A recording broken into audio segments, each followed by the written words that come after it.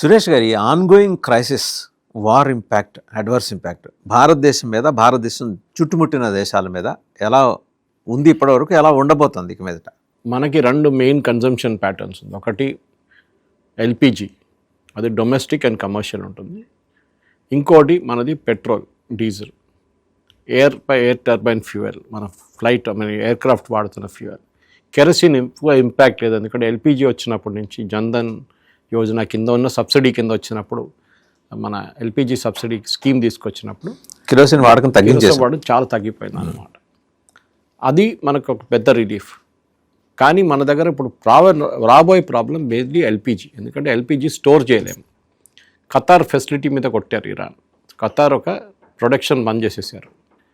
బహుశా ఇంకొక వారం తీసుకుంటారు ప్రొడక్షన్ మొదలు, కానీ మొదలైతే కూడా వాళ్ళకి టైం తీసుకుంటారు నార్మల్ లెవెల్కి రావడానికి. అంత ఈజీ కాదు ఇది. ఓకే, ఈ పరిస్థితుల్లో మనం ఏం చేయబోతున్నామని మనం చూడాలి. మెయిన్గా మనకు కావాల్సింది ఏంటి? మనకి ఎల్పిజి రెగ్యులర్ సప్లై రావాలి. ఫస్ట్ ఏంటంటే ప్యానిక్ అవుతున్నారు వీళ్ళు. అది చేయకూడదు, ఎప్పుడు ప్యానిక్ కాకూడదు. మీరు ప్యానిక్ అయితేనే ప్రాబ్లం అవుతుంది.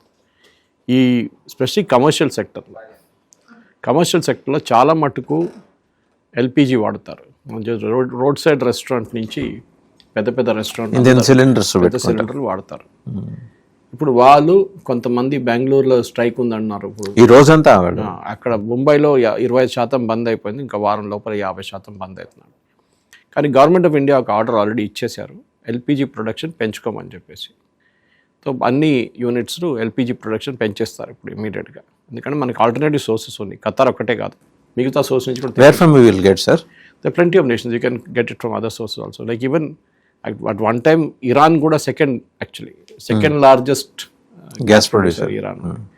ఇప్పుడు మన యుఎస్ నుంచి, కెనడా నుంచి, అక్కడి నుంచి ఇక్కడ నుంచి తెప్పించుకోవచ్చు. మనం టైం పడుతుంది అంతే. ఎందుకంటే రెగ్యులర్ సప్లై విండో కాదు అది, రూట్ కాదు అది. అది కూడా వరల్డ్ వైడ్ డిమాండ్ ఉంది ఇప్పుడు, అది ప్రాబ్లం. సో బహుశా ఇదొక ఆపర్చునిటీ కూడా ఉండొచ్చు ఇప్పుడు న్యూ ఫ్యూయల్స్ ఏంటి అని అర్థం చేసుకోవడానికి. కానీ ఇప్పుడు ఆ టైం కాదు రెస్టారెంట్స్కి, వాళ్ళు ఎక్స్పెరిమెంట్ చేయలేరు ఇప్పుడు. బహుశా ఇట్లాంటి సిచ్యువేషన్లో చాలా జ్యుడిషియస్లీ వాడుకోవాల్సి వస్తుంది. వార్ సిచ్యువేషన్ ఇప్పుడు దీనికన్నా ముందు కూడా జరిగింది, 71 వార్లో కూడా ఉండే. దాని తర్వాత సద్దాం హుస్సేన్ ఇరాన్ మీద, కువైత్ మీద దాడి చేసినప్పుడు కూడా ఇదే జరిగింది ఆ టైంలో. దాని తర్వాత మనం చూసాం ఈ 6 డే వార్లో, మనం జూన్లో జరిగిన వార్లో 6 to 12 డే వార్లో అప్పుడు కొట్టినప్పుడు కూడా కొంచెం ఆయిల్ ప్రైసెస్ ఇంపాక్ట్ ఉండే. కానీ ఇది ఎన్ని రోజులు ఉంటుందో తెలియదు. ప్రెసిడెంట్ ట్రంప్కి ఆల్రెడీ దీని ప్రెషర్ తెలిసిపోయింది.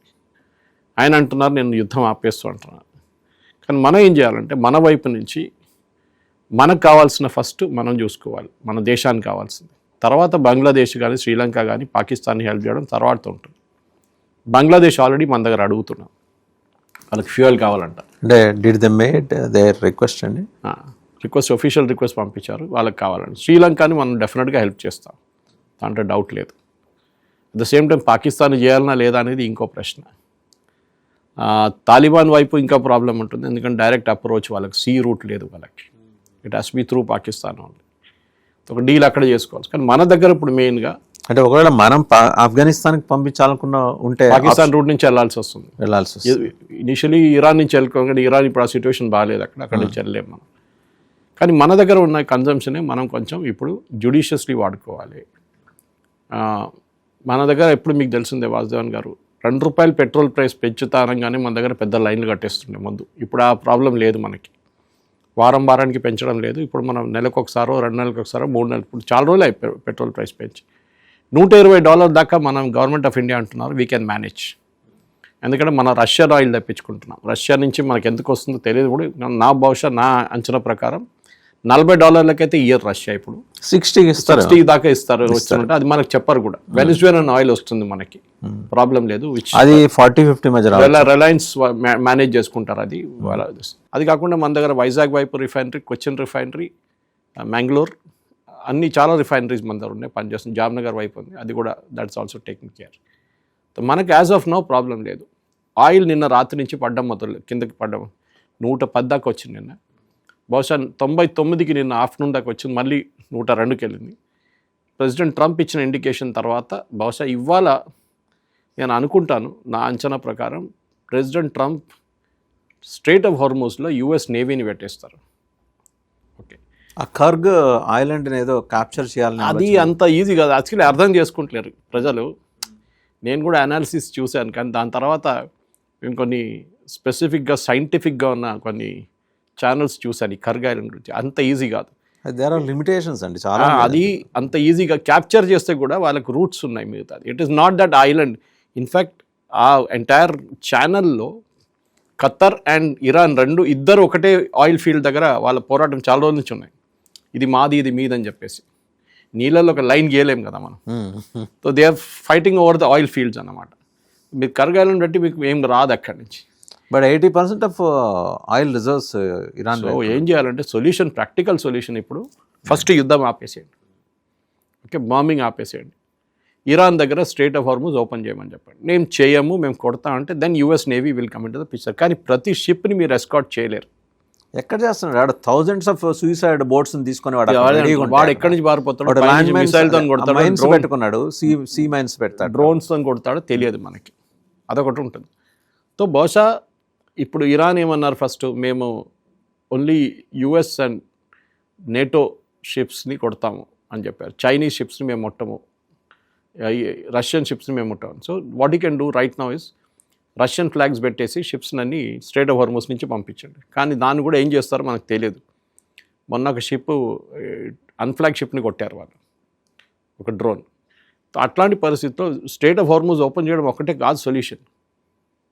మీ ప్రొడక్షన్ హిట్ అయింది ఎక్కడ, ఖతార్లో అండ్ సౌదీ అరేబియాలో, ఈవెన్ కువైట్లో రిఫైనరీ కొట్టారు. అక్కడ ప్రాబ్లం వచ్చింది ముందు. ఆ యూనిట్స్ రీఓపెన్ చేయాల్సి వస్తుంది. అది ఎంత జల్దీ రీఓపెన్ చేస్తారో దాన్ని బట్టి ఉంటుంది. సో అమెరికా వాళ్ళ రిసోర్సెస్ని ఇప్పుడు సౌదీ అరేబియాలో ఎక్కువ పెట్టాల్సి వస్తుంది, కువైట్లో పెట్టాల్సి వస్తుంది, బహ్రెయిన్లో పెట్టాల్సి వస్తుంది.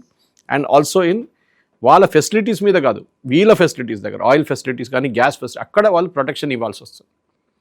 వార్ నుంచి మీరు విత్డ్రా చేసుకోండి, ప్రాబ్లం లేదు, కానీ ప్రొటెక్షన్ ఇవ్వాల్సింది. రేపు మళ్ళీ ఎవడో ఇరాన్లో కూర్చొని నాకు బటన్ ప్రెస్ చేస్తే మళ్ళీ ఇక్కడ వచ్చి పడుతుంది, అది చూసుకోవాల్సి వస్తుంది. సో ప్రొటెక్షన్ అనేది ఏ వరల్డ్లో no man is an island అంటారు ఇంగ్లీష్లో, పాత ఒక సేయింగ్ ఉంది. అంటే మనం దీనికన్నా ముందు కూడా చాలాసార్లు మాట్లాడాం. బావిలో ఉన్న ఒక కప్ప అనుకుంటే దేవు లోకం అనుకుంటుంది, అది ఫ్రాగ్ ఇన్ ద వెల్. కానీ బయట పెద్ద ప్రపంచం ఉందని దానికి తెలియదు. నాకేం జరగదు, నేనేమంత అక్కడ వాళ్ళిద్దరు పిచ్చోళ్ళు కొట్టుకుంటున్నారు, నాకేమవుతుందంటే ఇప్పుడు అర్థమవుతుంది అందరికీ ఏమవుతుంది అనేది. Everything will impact. మొన్న 3 కార్గో ఫ్రైటర్స్లో ఇక్కడి నుంచి కూరగాయలు, బియ్యం అన్నీ తీసుకెళ్లారు ఇక్కడి నుంచి.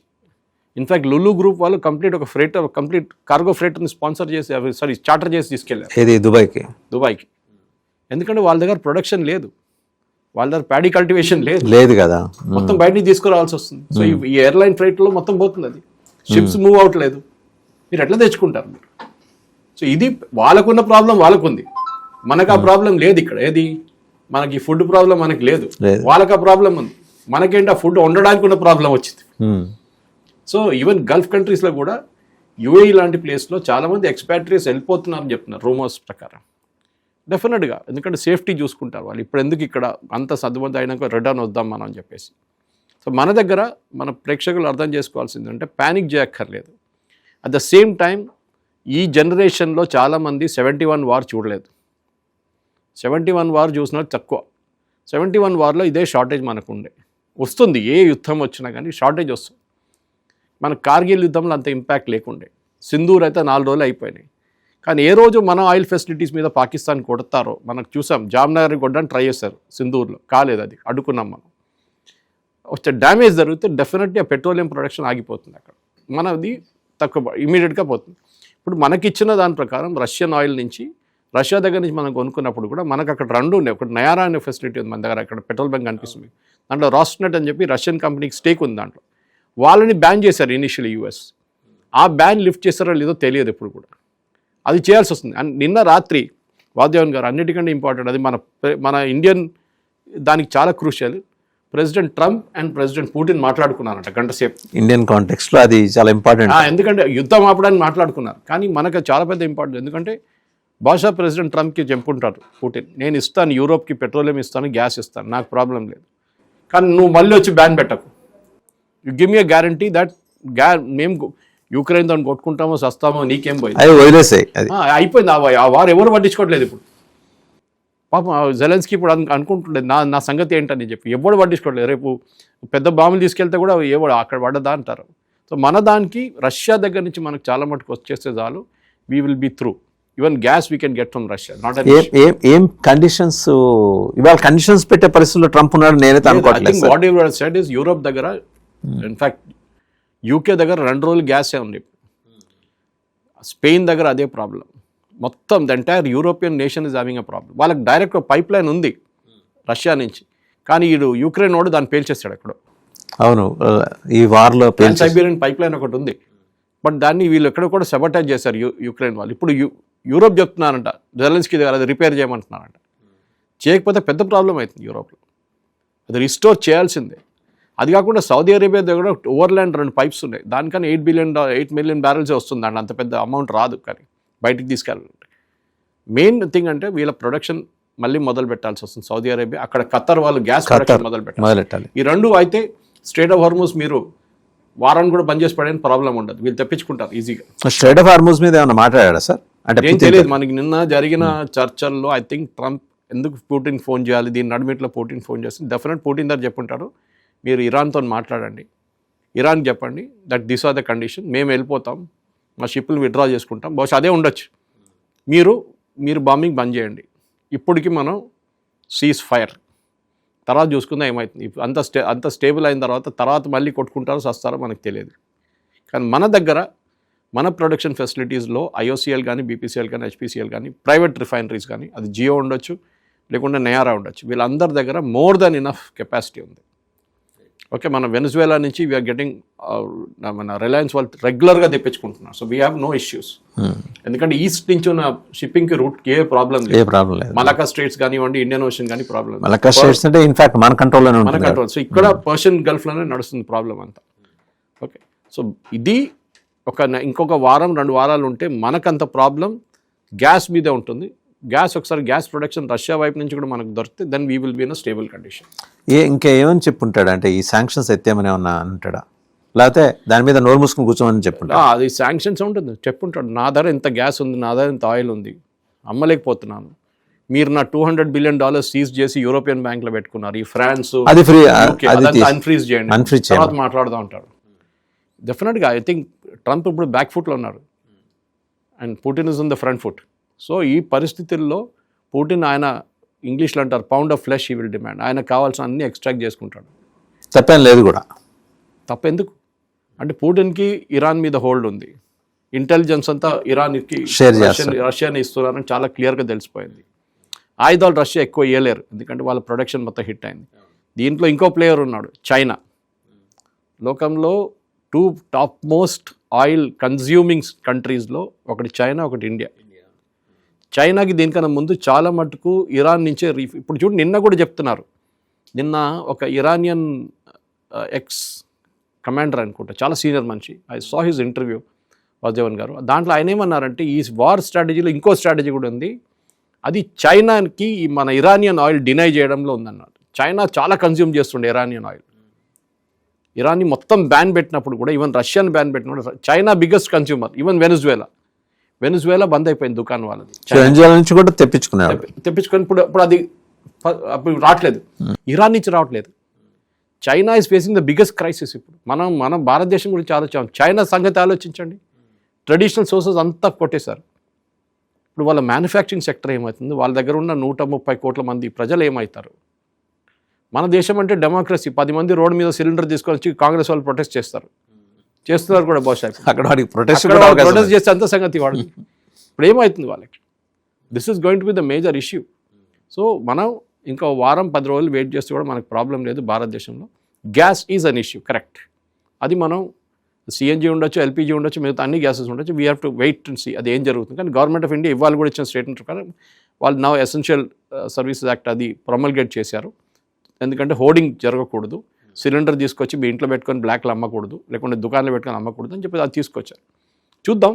I think on daily basis government of India ఒక కమిటీని కూడా పెట్టారు, which is an emergency committee like. వాళ్ళు మీట్ చేస్తున్నారు, డైలీ ప్రొడక్షన్ చూస్తున్నారు. ఇప్పుడు దాకా అయితే ప్యానిక్ సిచ్యువేషన్ లేదు, మీరు వెళ్ళి ఫుల్ ట్యాంక్ కొట్టించలేదు. ఇదివరకు లాగా జనం అలా ఏమి రావట్లేదు. So only thing is LPG, అది మనం జుడిషియస్లీ వాడుకోవాలి. ఓకే, ఇప్పుడు రెస్టారెంట్ బంద్ చేశారని చెప్పి మీరు అంత ప్యానిక్ కూడా కాక్కర్లేదు. రెస్టారెంట్కి ఎలక్ట్రిక్ కూడా స్విచ్ ఓవర్ చేసుకోవచ్చు వాళ్ళు కావాలంటే, they can switch over. So they can all do it. Time పడుతుంది, కానీ ఈ జనరేషన్కి ఒక లెసన్ ఇది. బట్ హౌ అబౌట్ సార్ ఫైనల్గా ఈ పర్టికులర్ సబ్జెక్ట్లో బంగ్లాదేశ్ పాకిస్తాన్? బంగ్లాదేశ్ అఫ్కోర్స్ వాళ్ళ పరిస్థితి చాలా దారుణం ఉంది. ఎందుకంటే వాళ్ళకి షిప్స్ రావట్లేదు, వాళ్ళకి ఇంకా సోర్సెస్ లేవు, రష్యా దగ్గర నుంచి తెప్పించుకోవట్లేదు, వాళ్ళకి కెపాసిటీ లేదు. చైనా వాళ్ళకి ఇయ్యరు, చైనా సంగతి చూసుకుంటున్నారు. ఇప్పుడు పాకిస్తాన్ ఎక్కడి నుంచి ఇస్తారు, పాకిస్తాన్ అడుక్కొని తింటున్నారు. ఇప్పుడు మయన్మార్ కూడా నాకు మయన్మార్ సంగతి ఏంటో అనేది. వీళ్ళందరూ కాపాడుకోవాల్సింది మన మీద వస్తుంది బాధ్యత. ఇప్పుడు భారతదేశం మీద వస్తుంది. ఎందుకంటే ట్రంప్ అంటారు రేపు తిరిగి మీరు ఇంకా రష్యన్ ఆయిల్ కొనుక్కోండి, వీళ్ళందరికీ పంచిపెట్టండి అంటారు. దీనికన్నా ముందు అదే చేసాం కదా, మనం రష్యా దగ్గర తెప్పించుకొని రీఫైన్ చేసి మన యూరోప్కి అమ్మాం మనం ఆయిల్. అది ఇప్పుడు చేయబోతున్నాం. ఇంకా I think we will have to buy more Russian oil, refine చేసి మళ్ళీ యూరోప్కి అమ్ముతాం. అండ్ అదే అంటే $40 తెప్పించుకుంటాం, $5 షిప్పింగ్ యాడ్, $5 ప్రాఫిట్ యాడ్ చేస్తాం రిఫైనింగ్లో. ఒక $50-55 అమ్ముకుంటే రిలయన్స్ కానీ నాయరా కానీ మంచి ప్రాఫిట్స్ వస్తుంది. షహబాజ్ షరీఫ్ ఏమన్నా ఫోన్ చేసి మోడీ గారిని అయ్యా, ఆయన సౌదీ అరేబియా వెళ్ళారు కదా, మన సౌదీ అరేబియా దగ్గర వెళ్ళారనంట, మీరు కావాలంటే నేను 1,00,000 మందిని పంపిస్తానంట. సౌదీ అరేబియా చెప్పారు మీరు పెట్టుకోండి, మాకు 1,00,000 మంది వద్దు, మాకు టెన్షన్ మాకే ఉంది ఇక్కడ. మీకు రైట్ నో మా ఎకనామిక్ సిచ్యువేషన్ చాలా దారుణం ఉంది, ఎందుకంటే ప్రొడక్షన్ లేదు మాకు. These are all high cost economies Vasudevan గారు. ఓకే, హై కాస్ట్ ఎకానమీస్కి మీరు వాళ్ళ ప్రిన్సిపల్ రెవెన్యూ కొట్టేస్తే వాళ్ళు బతకలేరు. యూఎస్ అట్లా కాదు. యూఎస్కి రేపు మొత్తం ఆయిల్ ఫీల్డ్ బంద్ చేస్తే కూడా వాళ్ళు బతకొచ్చు. వాళ్ళు దే హ్యావ్ టెక్నాలజీ, వాళ్ళకి మిగతా మ్యానుఫ్యాక్చరింగ్ సెక్టర్ అని వీళ్ళకి లేదు. వీళ్ళు నడిచేదంతా దీని మీదే, వీళ్ళ పవర్ సెక్టర్ మొత్తం నడిచేది ఆయిల్ మీద. కోల్ లేదు వాళ్ళ దగ్గర, బొగ్గు లేదు సౌదీ అరేబియాలో. సో వీ హ్యావ్ టు, వాళ్ళు థర్మల్ ప్లాంట్స్ కూడా ఎక్కువ పెట్టుకోరు వాళ్ళు. సో అట్లాంటి పరిస్థితులు ఇప్పుడు ఏం చేయబోతున్నారు? మీరు ఎన్ని రోజులు ఆయిల్ మీద నడిపిస్తారు? ఆయిల్ బంద్ అయితే ఏమవుతుంది? మళ్ళీ గ్యాస్ బ్లేస్ ప్లాంట్స్ ఉన్నాయి ఖత్తర్ వైపు, ఏమవుతుంది అక్కడ? ఇది పరిస్థితి. ఇన్ఫ్యాక్ట్ ఇవాళ పొద్దున ఒక న్యూస్ చదివాను, చాలా డిస్టర్బింగ్ ఉంది. బహ్రెయిన్లో 49 మందిని అరెస్ట్ చేశారంట. దాంట్లో కొంతమంది లోకల్ సిటిజన్స్కి డెత్ సెంటెన్స్ ఇవ్వబోతున్నారు. ఎందుకు అడగండి? వీడియోలు తీశారంట, బాంబులు పడుతున్నది. ఆలోచించండి. అంటే వాళ్ళు ఏమంటున్నారంటే మీరు ప్యానిక్ చేస్తున్నారు, అందరినీ భయపడిపిస్తున్నారు, అక్కడ ఎట్లాంటి ఏం జరగలేదు, డెత్ సెంటెన్స్ ఇవ్వాలంట వాళ్ళకి. అది వాళ్ళ ప్రజల మీద చేయొచ్చు, మిగతా బయట వాళ్ళ మీద డెత్ సెంటెన్స్ ఇవ్వలేరు వాళ్ళు. సో ఆ పరిస్థితికి వచ్చేసారు, ఇప్పుడు భయపడుతున్నారు. అది ఇజ్రాయెల్ కూడా తక్కువ కాదు, ఇజ్రాయెల్ కూడా అలాంటివి ఎక్కువ ఉన్నాయి. ఇజ్రాయెల్ ఆల్రెడీ చేసే బ్యాన్, మీరు అట్లాంటి వీడియోలు తీయలేరు, ఏం చేయలేరు. మన దాంట్లో ఎక్స్పర్ట్ కాదు, సెల్ఫీలు తీయడము, యాక్సిడెంట్ జరిగితే కూడా రోజు మీద అదే ఉంటుంది. సో మన ట్రాన్స్పోర్ట్ సెక్టర్కి ఒక పెద్ద ఇష్యూ రాబోతుంది. Government possibly roll on roll off facility తీసుకురావాల్సి వస్తుంది. రోల్ ఆన్ రోల్ ఆఫ్ అంటే మనం ఒక 50-100 ట్రక్కులు ఒక ట్రైన్లో ఎక్కిచ్చేసి దాన్ని పాయింట్ టు పాయింట్ తీసుకెళ్తారు. సో అది బహుశా ఇప్పుడు స్టార్ట్ కావచ్చు, మళ్ళీ ఆల్రెడీ నడుస్తుంది, అది వెస్టర్న్ సెక్టర్లో నడుస్తుంది, అది మిగతా సెక్టర్స్లో కూడా ఇంట్రడ్యూస్ చేయాల్సి. ఓకే, ఆ ట్రక్కులు తీసుకెళ్ళి ఎక్కడ కావాలంటే ఒక చోటు నుంచి ఇంకో చోటు 52 ఫర్ ఎగ్జాంపుల్ 1000 కిలోమీటర్లు 1500 కిలోమీటర్ దూరం తీసుకెళ్ళి అక్కడ దింపేస్తారనమాట. రోల్ ఆన్ రోల్ ఆఫ్ అంటారు దాన్ని, ROR. సో దాన్ని మీ డీజిల్ తక్కువ ఖర్చు, మీ టైర్లు తక్కువ, టైర్లు డ్యామేజ్ తక్కువ ఉంటుంది, ఓకే, టోల్ పే చేయక్కర్లేదు. సో రైల్వేస్ అది బహుశా ఇప్పుడు మొదలు పెడతారేమో, రైల్వేస్ కూడా అదే స్ట్రాటజీ ఉండొచ్చు. రైట్ సురేష్ గారు, థ్యాంక్ యూ.